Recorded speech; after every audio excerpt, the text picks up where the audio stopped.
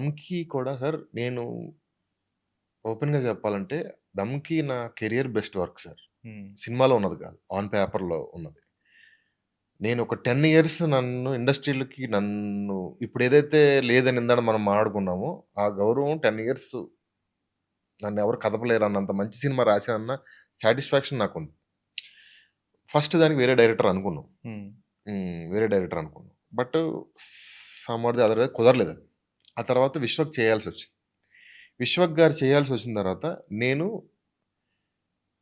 డైరెక్టర్‌తో రోజు ఇదే కావాలి, ఇది కావాలి అని నేను డిస్కషన్ పెట్టుకోవచ్చు. కానీ ఒక హీరోతో పెట్టుకోలేం. పెట్టుకోకూడదు కూడా. అది హెల్తీగా ఉండదు. అవును. అది రైట్ వే కాదు.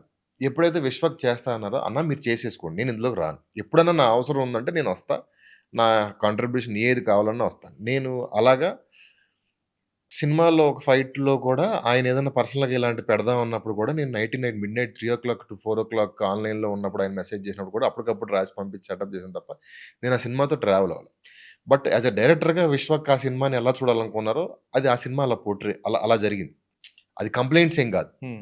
ఆయన యాస్ ఎ డైరెక్టర్ ఆయన ఎలా ఈ సినిమాని కరెక్ట్‌గా ల్యాండ్ చేయగలరని ఆయన అనుకున్నారో, ఆయన అలా ల్యాండ్ చేశారు.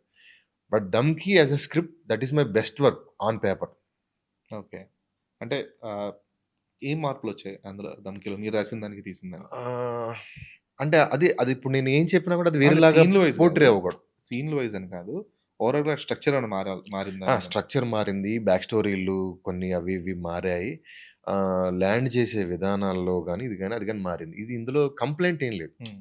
ఎట్ ఇట్ అది వర్కౌట్ అయిన సినిమా. బట్ అవును. నేనేమనుకున్నా అంటే రేస్ సినిమాని ఎంటర్‌టైనింగ్‌గా చెప్పాలనుకున్నాం. హ్మ్. అది అట్లా అట్లా కూర్చోలేదని నా ఫీలింగ్. బట్ అవును. అంటే కంపారిటివ్‌లీ అలా అయితే ఉండదు. యాహ్! ఆబ్వియస్‌గా. ఎందుకంటే అంత రేసీగా గాని ఆ! ఇవైతే కొంచెం మిస్ అవుతూ వచ్చాయి.